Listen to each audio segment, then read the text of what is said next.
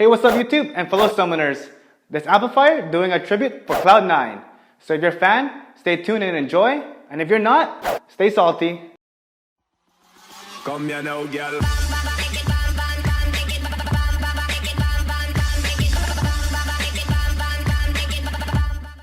Everything is defensive right now for TSM to get out. And he's got to hit the Nexus. With their eyes on the Nexus, their eyes on the summer split, completely undefeated in the series, 25-3 on the split. Cloud9 does not drop a single game in the playoffs. And look at that. They are a team that works together and likes each other. That is the best team in North America. For about 2 years, along with TSM, Cloud9 has been dominating the North American scene. And after a great run in the Season 4 Worlds in Korea, and taking second place in the 2015 North American Spring Split, Cloud9's longtime mid laner, shot caller, and team captain Hai has decided to step down from League and retire. For about 2 months, there were speculations that Yasui and Incarnation were trying out. I personally thought that Podolter from the recently relegated team Winterfox was going to be chosen since him and Hai have very similar playstyles. It was decided that Incarnation would replace Hai.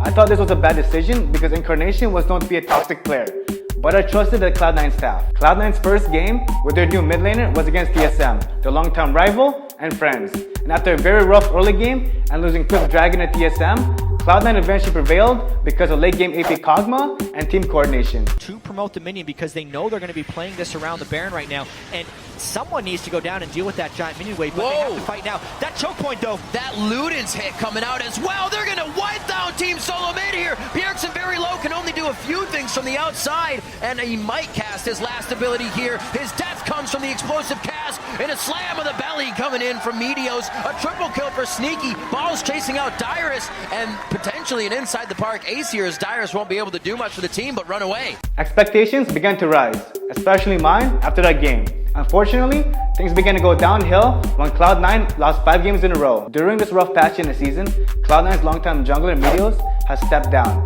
Hai has taken his place as starting jungler and shot caller. Also, Bubba was brought in as the main coach for picks and bans. I began to worry about all these changes.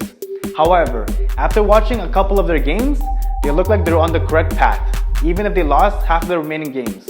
At this point, Cloud9 is in Cloud9th place. Since they were second place in the spring split, they had accumulated a large amount of circuit points. And in order to enter the gauntlet, they needed to beat TSM for the second time. TSM knows C9 killed a ward on the way over, but a 4,000 health Baron Nashor. Here comes Last Boy.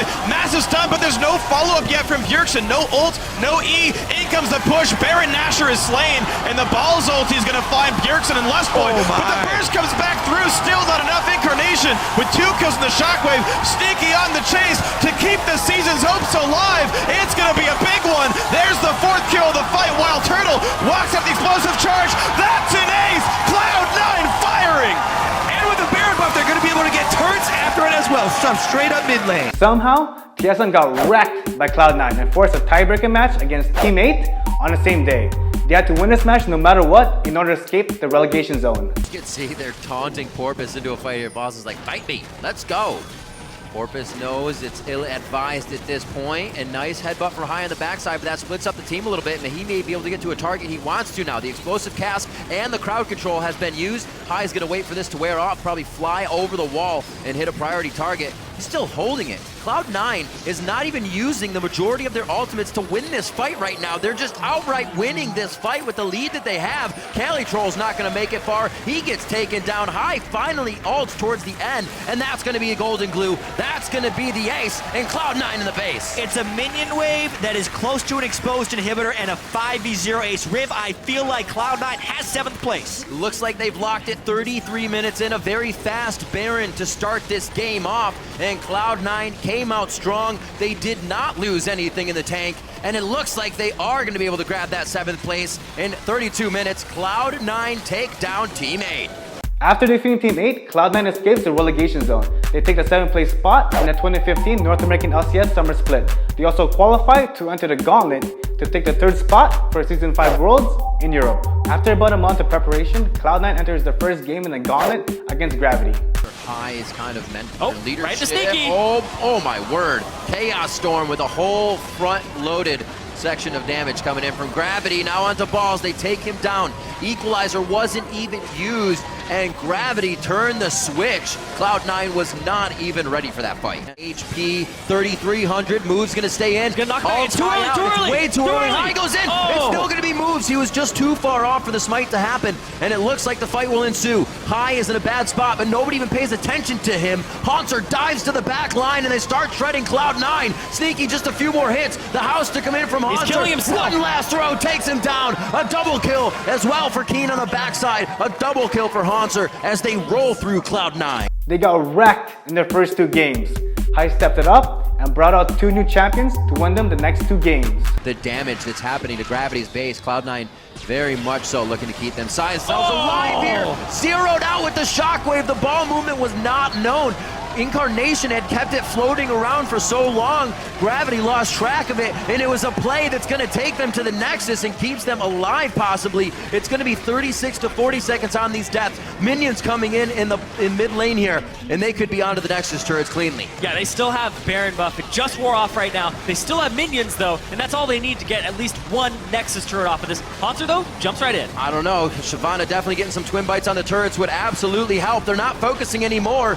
15 seconds now coming up for Keen. They get one Nexus turret. Number 2 is going down, and now Cloud9 has their eyes on the prize. That's going to be the last hit. Just a tip onto Alltech, and it's 16 to 12. Cloud9 keeps the dream of worlds alive. Now 2-1 versus Gravity. So they aren't chaining together. That's happened about 4 times so far. Here they go. High's not going to be here, but Bunny, he's already down. Bunny Fufu is just getting everything to the face right now, and that may mean that Gravity can fight the rest of this with all those resources of Cloud9 down. Keen, however, walks out of the base, and nobody else wanted to leave home on that one. Cloud9's going to be jumping in. They look like they might solidify a game 5. Haunter with a fast shot takes one down. He could easily solo this situation to safety, and it looks like now in a 2v1, it's going to be too much. It's going to be Balls and Lemon that dig him a grave, and they ace Gravity, only losing High. Now onto the inhibitor turrets. And that's going to be an inhibitor for Cloud9. They won't get too much more. We'll have to see about that, though. There's 20 seconds on them. They might actually just end the game here now that I look at it. It's just move. It's just move. Baron just wore off here. Move's going to come up. Explosive Cast is down. He's not going to be smiting any champions, but he might be able to get a good body slam to deter a bit of the damage. It's not going to be enough. Silver scrapes it up. I believe we're going to a game 5. Cloud9 keeping the world's hope alive, and they're going to get their own 2 wins over Gravity. Cloud9 and Gravity are going to a game 5. This must have given Cloud9 a huge momentum swing, which also put Gravity on tilt, allowing Cloud9 to win the next game and reverse sweeping Gravity 3-2. The next challenger for Cloud9 in the gauntlet is Team Impulse. Just like when they played against Gravity, Cloud9 got wrecked in the first 2 games. Things aren't looking good. Maybe here comes the next fight. Impact running into the front line. He looks for balls here, and it's going to be Rush. They got him. Taking a ton of damage, but the shields come through. Rush is still not dead. Finally shut down the 3rd kill, but it's all too late. Gate makes the big play, knocking 2 back into the base. Does get knocked down. Incarnation finally finds some kills on the board here, but it's still Impulse knocking down way more than they're losing here. 2 for 3 so far. Into the base, minions flooding in as well. A quick haste by Elimination and all as well. Yet again, arrow comes through. Nice spell shield by Apollo. 2nd in a row. Cloud9 are cornered. There's no escape. Every man for himself. And the Dragon's running around, gets hit up by a Manatee, and now Impact cosplaying a fisherman. Gonna knock him down. Meganar comes across, hits almost nothing. Not a lot to be gained. Adrian's getting jumped on, and he still is not going down. Finally, the trade elimination kills the enemy support, but it's a 4 for 1. Moral victory. You killed Soraka. Yep. Cloud9 adapted and took Sneaky off Ashe, a utility champion, and gave him Vayne, somebody he can really carry with. Another lane. But they don't. They just have Incarnation go solo the AD carry here. Gets out the Shen ultimate, then gets taunted. Gets taunted, but there's the jump into the side. Windball buys a lot of time, and Gate gets jumped on by Sneaky the same. Now Elimination try to run away, very low on health. Zeke's Harbinger is on, and that's a couple of kills picked up with the 2 for 1. Impact's the next one. That's a huge fight. A Quadra for Sneaky comes through. Holy cow, Cloud9. Take him off of Ashe. Give him some room to play. And look what happens. Hilarious. The Cloud9 have double teleports and Vayne, and they have not split push. At all this game. It's been the team No fight, need but to. it's worked. Impact to the front side. Goodbye. Shen is down. No Stand United, but there's the knockups. But there's no Yasuo left to fight back. It's a 5v3. Into the back lines they go. Cloud9 happy to dive. 3 kills already picked up. They've got another inhibitor turret down. Apollo next in the back. He's going to get picked up. Rush is last. That's going to be the ace. That's going to be Cloud9. The dream of the reverse sweep is still playing out, and C9 are going to take down game 4. After winning 2 games straight, momentum was again on Cloud9's side, and they reverse swept their opponents 2 days in a row, winning them game 2 of the gauntlet. The third and final challenger is Team Liquid. Piglet from Team Liquid is known to play Vayne, so Cloud9 brought out the League of Draven in order to shut down the little piggy. Just so gun shy of trying to initiate this one. They're kind of dead. High goes in just to say, hey, get off my teammates. That's going to happen. Ulti comes across from Sneaky as well. A big pulverize hits a bunch. They push in Incarnation, who flashes away and is not caught. A big knockup from Braum. There's a shockwave. There's the first kill. There's a second one. It's a 30-minute win. Cloud9's killed everybody at this point. No one left to really stop them from pushing the base in. Sneaky goes for more. He stuns Piglet. He gets a triple kill. 8-0-3 on the Draven. He knows it's the league of himself. There's the Nexus, there's the game. Holy cow, Cloud9 taking down game 1. In the second game, Sneaky was on Vayne, but just couldn't carry it, bring the score 1-1.